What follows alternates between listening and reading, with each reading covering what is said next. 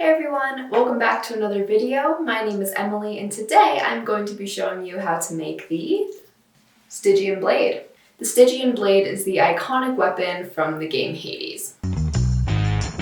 If you haven't heard about the game, Hades is the epic top-down roguelike from Supergiant.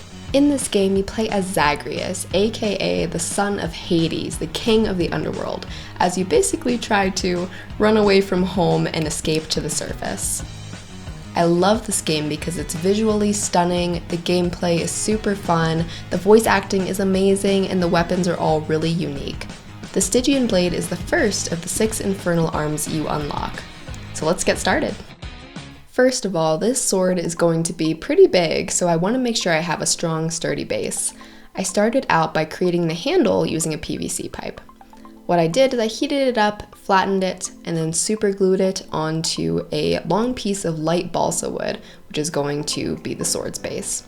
I then used hot glue and some strong string to tie it into place further. Next, it was time to start building the actual width of the blade. So using my X-Acto knife and some 6mm EVA foam, I cut out some long strips. Basically, what I'll be doing is building up the sword layer by layer so that the wood and PVC pipe base will be completely covered and the whole thing will look like solid foam.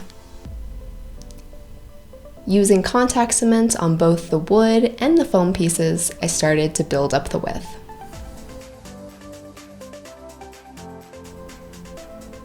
After repeating this step on the other side, I cut out a foam triangle also out of 6mm foam and glued it to form the tip of the blade. Time to start working on the second layer. Using more 6mm EVA foam, I cut out more pieces that would cover one side of the balsa wood.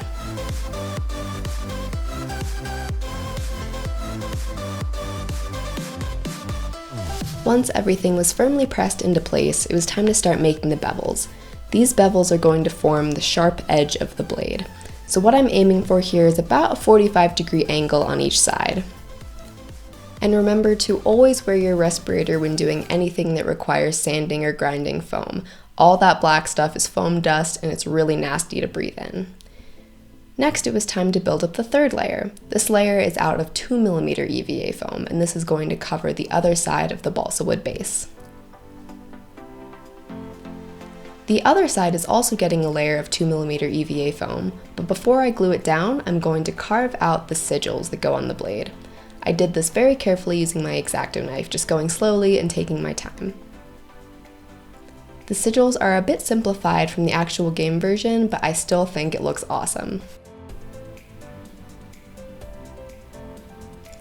Before I move on, I'm just going to use some quick seal and my finger to cover up any foam seams and any rough patches in the foam.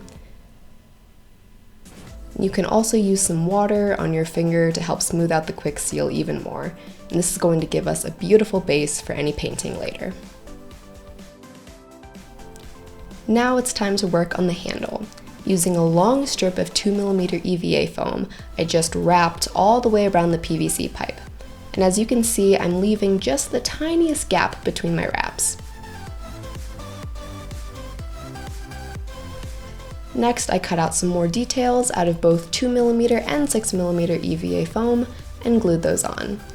All of these layers are going to give a really cool 3D effect and dimension to the blade.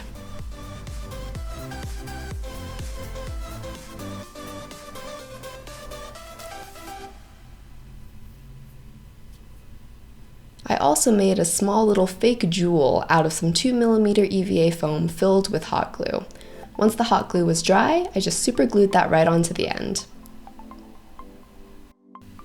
Next up are those super cool chevron designs on the base of the blade. I carefully drew and cut out my shapes from 2mm EVA foam. And then I very carefully glued them onto the blade. I wanted to make sure they were lined up perfectly, so I really took my time here. After repeating the process on the other side of the blade, this is how it looked so far. Now it was time to make that awesome skull hilt. So I started out by creating a base structure out of aluminum foil. This is going to give the foam clay something to grab onto. I know it doesn't look much like a skull now, but I promise it will. Just give it time. I covered the entire structure in foam clay, which by the way is a super weird texture. This was my first time working with it, and it definitely took some getting used to, but I think I got the hang of it. While that was drying, I also made some adorable little foam clay teeth, which I am going to glue on later.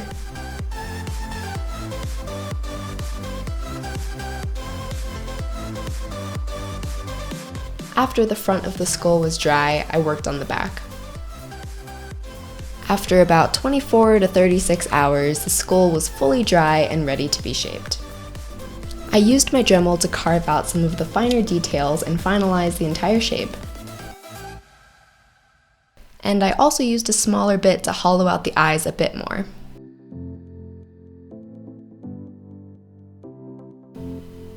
Time to glue in the teeth. This part was super fun. I just used super glue to put the teeth in where I thought they looked good.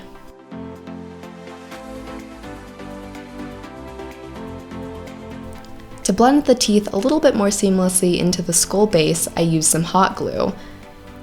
This created a really cool gum effect, and I know that skeletons don't have gums. I'm sorry, I thought it looked cool. Next, it was time to work on the laurels.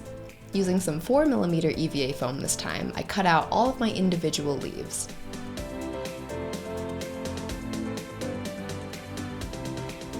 I wanted to cut out the leaves individually so that when I glue them together, it creates kind of a really in-depth 3D effect.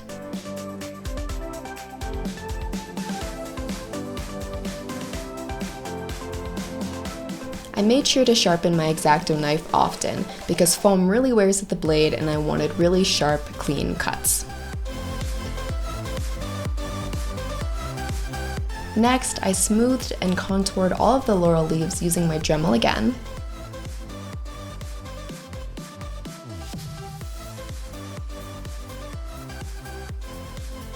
And then I just glued them on. The contouring process was really time consuming, but I really wanted to do it because I thought it would really add to the overall effect. The second layer of laurel leaves came next.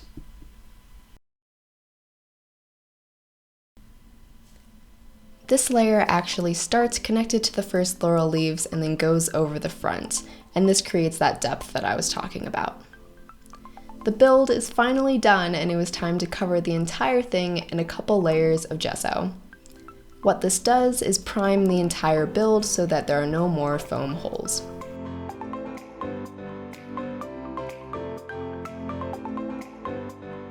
Time to paint. The first thing I did was mask off that bottom detail and spray paint it gold. For the part of the blade that will be red, I started out with a base coat of black acrylic paint.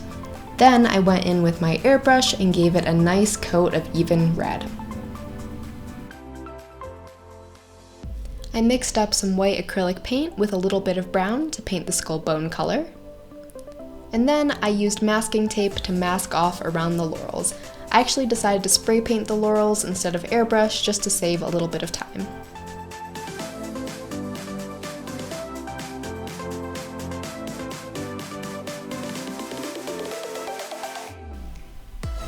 Next, it was time to paint the chevrons. As you can see, I got a little bit of red on this section of the blade when I was spray painting earlier, but I wasn't too worried about it since I knew I would be painting this a much darker color.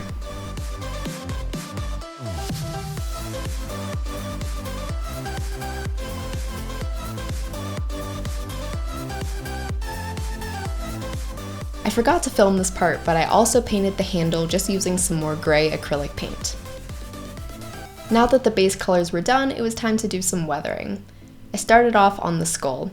Using a little bit of brown watered down paint, I just dabbed that on, trying to get in all the crevices, and then wiped the majority of it away with a washcloth. What this did was leave behind a really cool bone color and texture. Next, I added some green rhinestones to the eyes. Finally, I used some black acrylic paint and a tiny paintbrush to fill in black inside the sigils. the painting was completely done. And the very last step was to give the entire blade a nice coat of semi-gloss spray varnish. And the Stygian blade was complete. Thank you guys so much for watching this video. I really hope you enjoyed it. If you did, please give me a thumbs up and follow for more, and I hope to see you guys next time.